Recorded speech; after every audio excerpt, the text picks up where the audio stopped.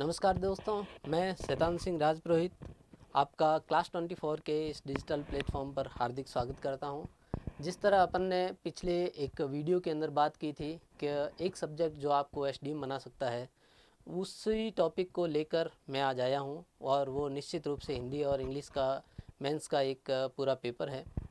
और उसके अंदर मैं चाहूँगा कि आप सब लोग और अपन जो भी आरएस को वापस देना चाहते हैं, आरएस के अंदर अपनी रैंक सुधारना चाहते हैं, या पहली बार भी जो स्टूडेंट पढ़ रहे हैं और उन्हें लगता है कि मुझे पहली बार में ही एग्ज़ाम क्रैक करना है, तो जो कंपोजिशन का पार्ट है, भले वो इंग्लिश का हो भले वो हिंदी का हो, हमें उस पार्ट को लाइटली नहीं लेना है। उसके अंदर अपने को खूब मेहनत करनी है और डे वन से मेहनत करनी है। और मैंने काफ़ी बार इसलिए बोला भी है कि अपन को ये पढ़ना चाहिए, तो मेरा नैतिक कर्तव्य भी है कि मैं आपको उस संदर्भ में भी थोड़ा बताऊं, उस संदर्भ में भी बात करूं। तो मेरा प्रयास रहेगा कि मैं 10-15 मिनट का सेगमेंट आपके लिए लेके आऊं और उसमें से जो सारगर्भित बात है वो आपको बता के, और उसके ऊपर जैसे पत्र प्रारूप आज अपन पढ़ेंगे, हिंदी का कंपोजिशन का जो पार्ट पत्र प्रारूप है, लेखन सामग्री है, उसके अंदर से पत्र, सरकारी कार्यालय पत्र जो है उसके बारे में पढ़ेंगे। तो उसका ब्रीफ इंट्रोडक्शन दे के, परिभाषा और ये सारी चीज़ें बता के, फिर अपन 10 अगले जो भी क्लास होगी उसके अंदर 5 से 10 एक प्रारूप लिख के मैं लेके आऊँगा और उसकी पीडीएफ कन्वर्ट करके आपको दे दिए जाएंगे। और उसके अंदर से जितने भी एसीएफ में या फिर आरएस के पुराने पे जो सवाल आए हैं पुराने पेपरों के अंदर, उन सब को मिला के अपन एक मोटा मोटा चीज़ें तैयार कर लेंगे, ताकि अपने एग्ज़ाम के टाइम के अंदर और एग्ज़ाम का जब मेंस का एग्ज़ाम हो तो उस समय सिर्फ अपने को थोड़ी बहुत प्रैक्टिस करनी पड़े। बाकी जो मेन जो मोटा मोटा काम है वो अभी अपन उसको संभाल लेते हैं। प्री का एग्ज़ाम का अभी नोटिफिकेशन आया नहीं है आरएस का। नोटिफिकेशन आने से पहले ये जो चीज़ें हैं कंपोजिशन की, फिर ग्रामर अपन साथ साथ चलाएंगे, तो कंपोजिशन की जो चीज़ें हैं हिंदी और इंग्लिश की, वो मैं प्रयास करूँगा कि आपको सारी एक बार करवा दूँ। तो अपन सबसे पहले पढ़ते हैं पत्र प्रारूप। पत्र प्रारूप अपन पढ़ते हैं, इसके अंदर सामान्य कार्यालय पत्र होता है। सामान्य कार्यालय पत्र के अंदर सारी चीज़ें जो होती है वो औपचारिक लैंग्वेज होती है, मतलब सिर्फ औपचारिकता से जो बात की जाती है उसके अंदर वो चीज़ें होती है।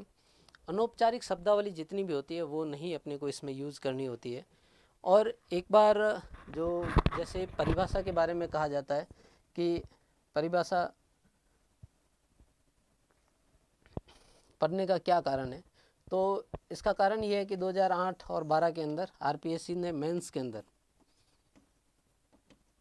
ये डायरेक्ट पूछ लिए, इसलिए परिभाषा के जो मुख्य पॉइंट है, आपको परिभाषा बहुत सारे नोट्सों में मिल जाएगी, लेकिन अपने को परिभाषा याद करने का जो तरीका है वो भी थोड़ा सा देखना होगा कि क्या क्या कीवर्ड्स है वो अपन उठा के रखें अपने पास, ताकि ऐसा कहें कि सरकारी कार्यालय पत्र वो है जिसमें से एक भेजने वाला होता है, एक रिसीव करने वाला होता है, और उसके अंदर जो संवाद होता है, जो उन दोनों के अंदर व्यवहार होता है, वो सरकारी उद्देश्य के लिए व्यवहार होता है और वो व्यवहार औपचारिक व्यवहार होता है।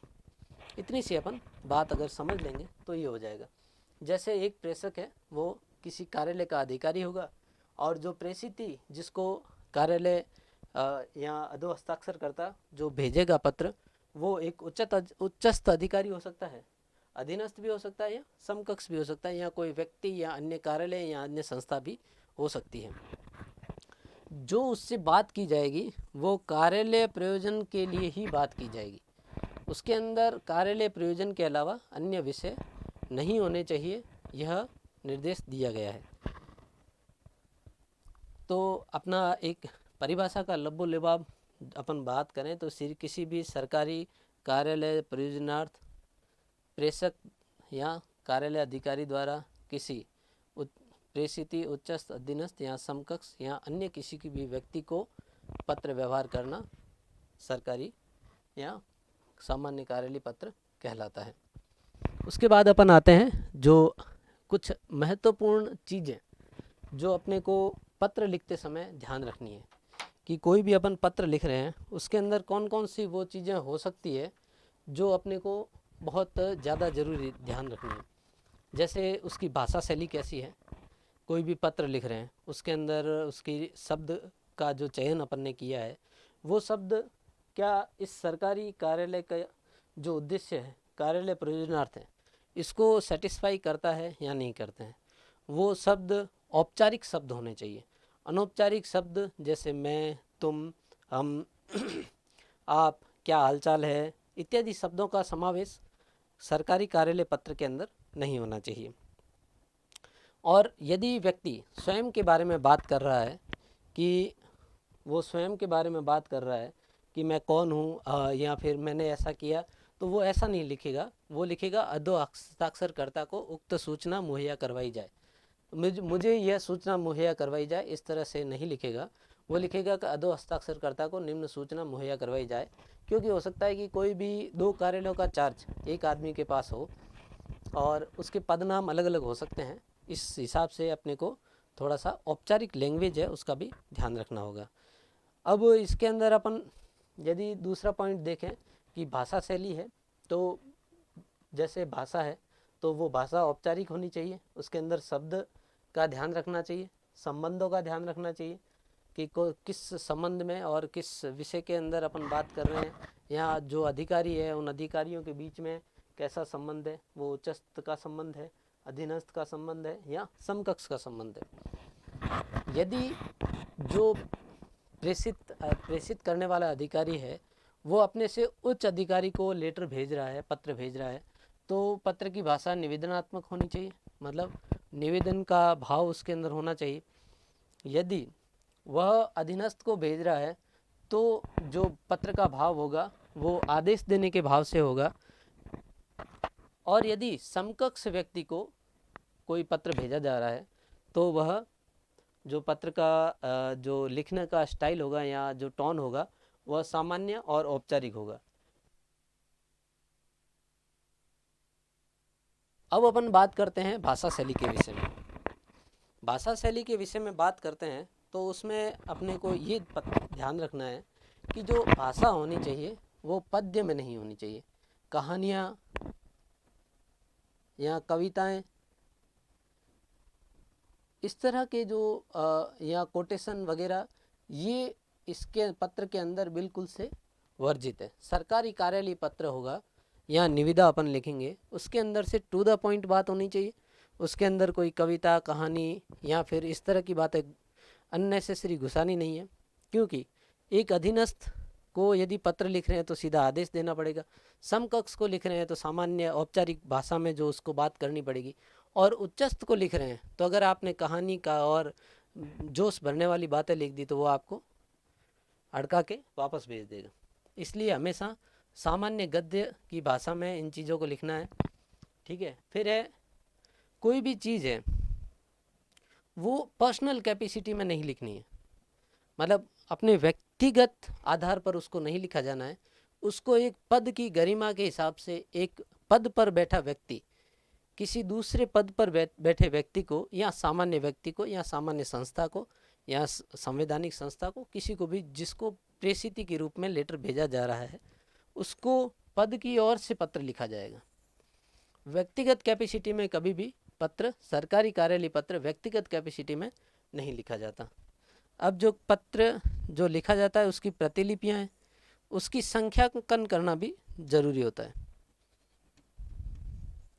और वो संख्यांकन कैसे किया जाएगा, वो जब अपन प्रारूप और उसका फॉर्मेट पढ़ेंगे तब अपन थोड़ा सा उसके बारे में देखेंगे कि संख्यांकन जो पहला अपन ने लिखा है उसके बाद और जो प्रतिलिपियां भेजते हैं उनका अलग संख्यांकन होगा। पत्र क्रमांक जो लिखा होता है वहाँ पर अपन लिखेंगे, 2 बार पत्र क्रमांक लिखना पड़ेगा, तो वो अपन आगे इसके बारे में बात करेंगे।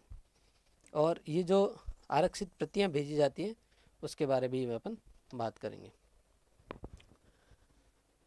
अब अपन आते हैं कि जो सरकारी कार्यालय पत्र है उसके क्या क्या पार्ट्स हैं, कौन कौन से भाग में सरकारी कार्यालय पत्र है उसको कौन कौन से भागों में बांटा गया है। जैसे अपन देखते हैं सामान्यतः तो पत्र के सबसे ऊपर टॉप में लिखा होता है राजस्थान सरकार या भारत सरकार।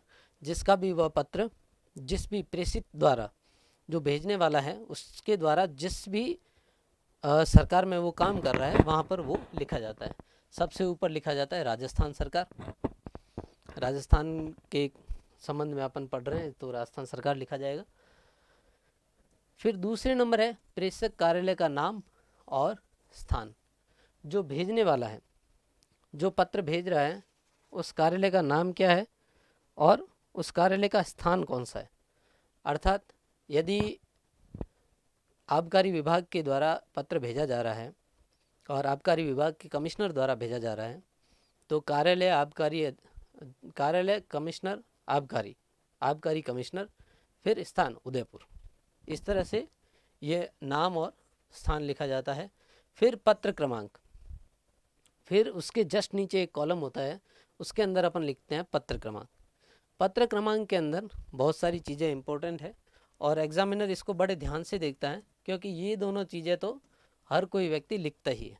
फिर उसके अंदर जो पहली चीज़ होती है वो पत्रावली संख्या होती है, दूसरी चीज़ होती है विभाग का नाम लिखा होता है, तीसरी चीज़ विभाग के अंदर कौन सी शाखा द्वारा यह पत्र भेजा जा रहा है, तीसरी चीज़ कौन से वर्ष में यह भेजा जा रहा है, चौथी चीज़,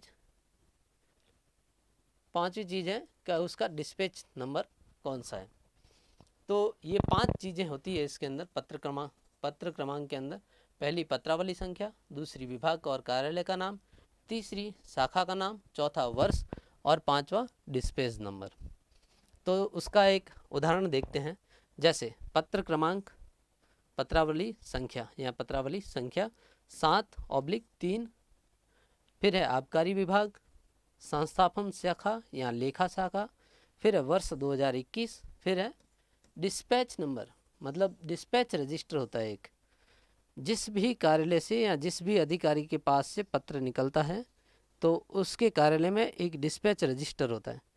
उस डिस्पैच रजिस्टर में उस साल के अंदर कितने पत्र निकले उसका ब्यौरा होता है कि ये पत्र इसको भेजे गए। तो वो जो ब्यौरा के अंदर 1011वां यह पत्र है, 1011वां या जितना भी अपन लिखें, थोड़ा सा अपने को सोच समझ के ये लिखना है। जैसे अपन जून में अगर पत्र भेज रहे हैं और यहाँ 05 ही लिख दें वो ठीक नहीं है, क्योंकि पूरे साल के अंदर आधा साल बीतता है और 5 ही लेटर डिस्पैच हुए हो, ऐसा अमूमन नहीं होता। ठीक है, 21-22 जो भी आप करना चाहें। फिर ये है दिनांक और प्रेषिति। दिनांक आपको लिखनी है, उसके अंदर एक कॉमा करना है यहाँ।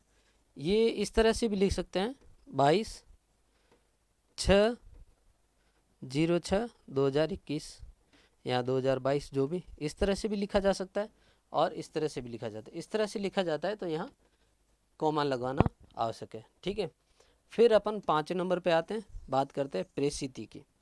प्रेषिति कौन होता है? वह अधिकारी होता है जिसको पत्र भेजा जाना है, जिसको अपन पत्र भेज रहे हैं उसको प्रेषिति अधिकारी बोला जाता है। और उसके अंदर क्या क्या लिखना होता है?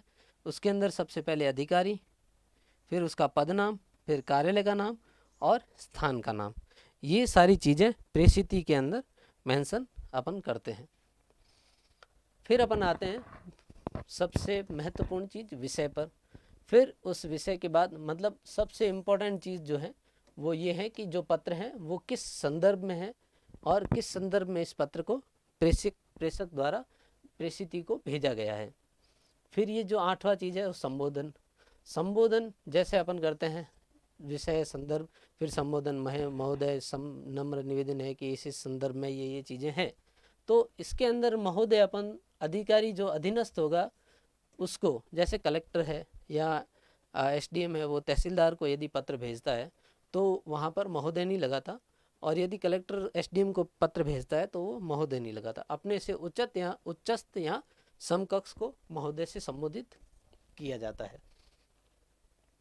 अब फिर जो चीज़ आती है वो है मुख्य विषय वस्तु। मुख्य विषय वस्तु क्या है ये अपने को उसके अंदर लिखनी होती है। जैसे महोदय लिखने के बाद अपन इस तरह से स्टार्ट करके जो कॉलम बनाते हैं यहाँ मुख्य विषय वस्तु लिखी जाती है। ठीक है, फिर मुख्य विषय वस्तु जब पूरी हो जाती है उसके बाद आदर सूचक शब्द अपन लिखते हैं, जैसे सादर लिखते हैं। ठीक है, और फिर भवदीय, फिर अपने वापस वो जो अधिकारी प्रेषक अधिकारी है वो हस्ताक्षर करता है, और हस्ताक्षर करने के नीचे कोष्टक में उसका नाम लिखा होता है। कोष्टक में ही नाम कोष्टक में ही होना चाहिए, नाम खुला नहीं होना चाहिए। ये नाम लिखने की अनिवार्य शर्त है।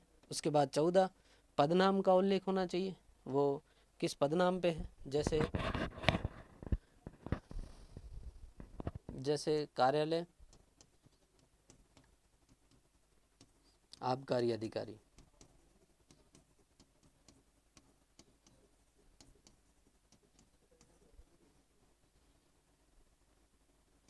जयपुर ग्रामीण,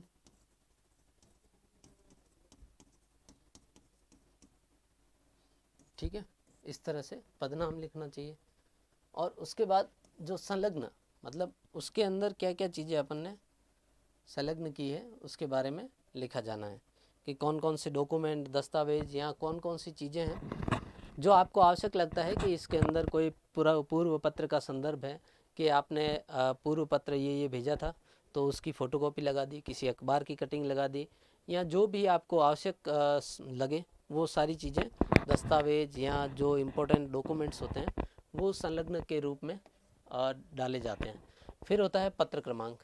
उसके बाद एक चीज़ वापस आती है कि ये पत्र क्रमांक और दिनांक, ये पत्र क्रमांक यहाँ लिखा जाएगा और फिर यहाँ पर दिनांक लिखी जाएगी। ये क्यों लिखे जाते हैं?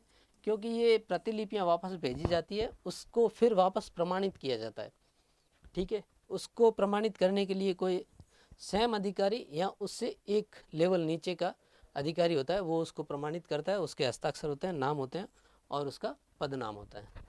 जो ये प्रतिलिपि सूचनार्थ है वो आवश्यक कार्रवाई हेतु जो लिखा जाता है उसका विवरण है। तो अपन ने लगभग ये इसका प्रारूप देखा, और उस प्रारूप को अपन एक बार बना देते हैं कि क्या प्रारूप है और किस तरह से इसका होना चाहिए। जैसे पत्र अगर अपन लिखना स्टार्ट करें तो सबसे पहले अपन पहले नंबर पे लिखते हैं, यहाँ पर आप भी ये साथ साथ बनाना स्टार्ट करें, राजस्थान सरकार।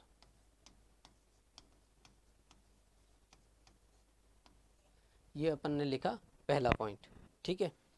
ये पहला पॉइंट लिखने के बाद अपने को जो दूसरा पॉइंट है, एक जो पॉइंट वाला सब्जेक्ट है वो अपने पास रखें, ठीक है, कि कौन कौन सी चीज़ें लिखनी है और क्या क्या चीज़ें इम्पोर्टेंट है। प्रेषक कार्यालय का नाम और स्थान लिखना है अब अपन को, ठीक है। तो एक कॉलम अपन यहाँ से बनाते हैं और अब अपन यहाँ पर लिखेंगे प्रेषक कार्यालय का नाम एवं स्थान, ठीक है।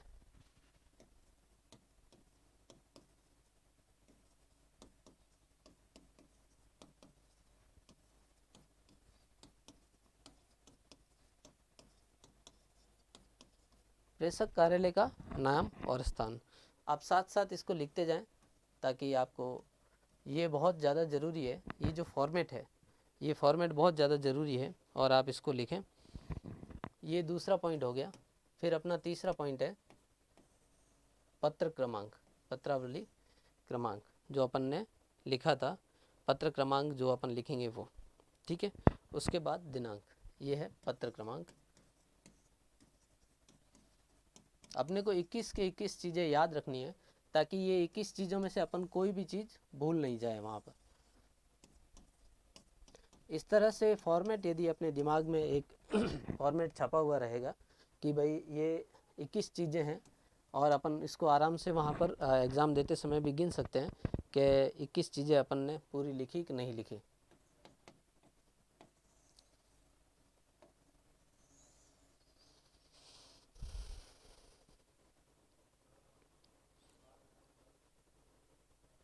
प्रेषित जो अधिकारी होता है उसका इसके बाद नाम लिखना है, ठीक है। अधिकारी का पद नाम, कार्यालय का नाम और कार्यालय का स्थान।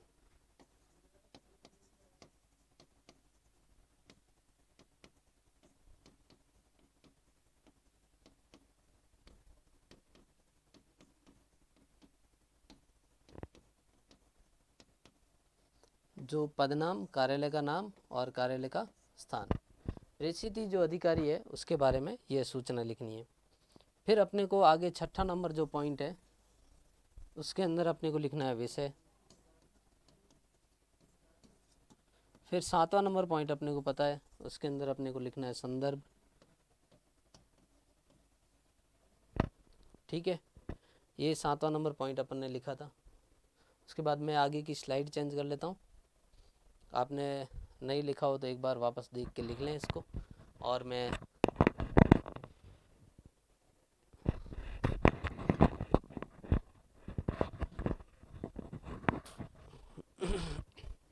जो आठवां पॉइंट है वो है संबोधन। आठवां है सातवां है, देख लेना एक बार है। संबोधन आठवां पॉइंट है। फिर नौवां पॉइंट है मुख्य विषय, जो अपन संबोधन के जस्ट पास से स्टार्ट करते हैं। ठीक है, फिर यहाँ अपन सादर लिखते हैं, आदर सूचक, ये 9 और ये 10। ठीक है, देख लें एक बार। संबोधन हो गया, उसके बाद मुख्य विषय हो गया, फिर आदर सहित, यहाँ सादर आदर सूचक जो शब्द अपन लिखते हैं वो। फिर 11वां पॉइंट है भवदीय। ठीक है, सादर हो गया, सादर थोड़ा सा इधर कर लें, वैसे ठीक है। आदर सूचक 9 10, 11वां पॉइंट यहाँ है भवदीय।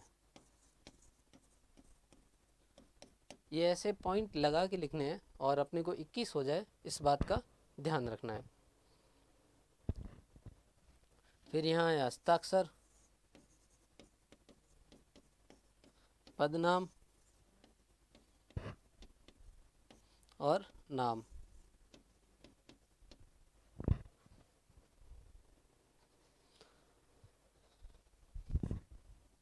ठीक है,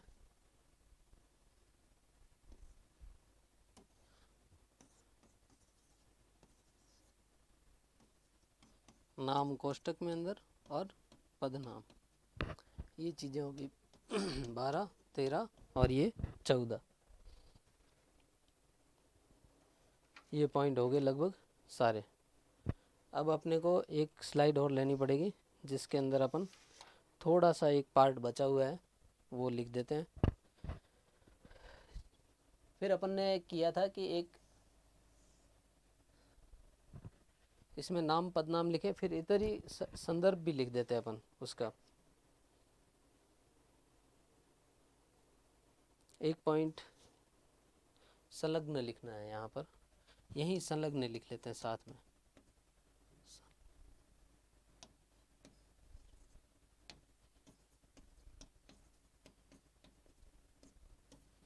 संलग्न जो भी डॉक्यूमेंट वगैरह जो संलग्न अपने करने हैं वो यहाँ हो जाएंगे। ठीक है, उसके बाद संलग्न के बाद यहाँ फिर वापस आता है पत्र क्रमांक और यहाँ आती है दिनांक। ठीक है, ये कौन सा 15वां पॉइंट था, तो ये अपन 16वां और ये 17। ठीक है, 18 19 20 3 पॉइंट अभी अपने और बचे हैं। 18 19 20 21। फिर उसके अंदर ये जो चीज़ें लिखी है ये किस कारण लिखी है, प्रतिलिपि, सूचनार्थ,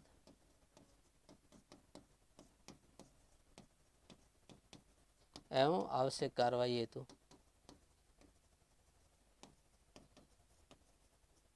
ठीक है, ये 18 हो गया।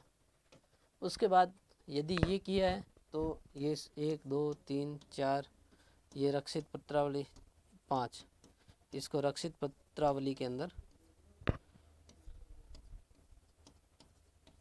रक्षित पत्रावली खुद के पास रख लिया जाता है। ये 3 जो एक तो उसको भेजी जाती है उच्चस्थ को जिसके बारे में बात कर रहे हैं उसको, और उसके निम्नस्थ को, और एक अपने समकक्ष को जिसका भी आवश्यक हो उसको भेज दिया जाता है। ठीक है, फिर अपन हस्ताक्षर, नाम और पदनाम, फिर एक यहाँ पर हस्ताक्षर किए जाते हैं। जो इन प्रतियों को प्रमाणित करने वाला होता। फिर नाम, नाम वही कोष्ठक के अंदर, और ये फिर पदनाम। ठीक है, ये 18, ये 19, ये 20 और ये 21। इस तरह से अपन ने एक फॉर्मेट देखा इसका, और ये फॉर्मेट आप थोड़ा सा कल याद करके आइए। और इस फॉर्मेट के 21 पॉइंट हैं, और 21 पॉइंट आप क्रमशः बोल पाएँ इस, और अगर एग्ज़ाम में आप लिख रहे हैं तो उसको एट ए टाइम चेक भी कर पाएँ। तो इसकी थोड़ी सी अपने को प्रैक्टिस और अभ्यास करना है। 10-12 या मिनिमम 20 तक इसके प्रयास कर लेने चाहिए अभी, जब तक कि मेंस नहीं है तब तक 15-20 या एटलीस्ट 10 तो लिखने ही चाहिए, ताकि आपका इस संदर्भ में प्रयास अच्छा हो जाए। ठीक है, कल और मिलते हैं अपन। नमस्कार।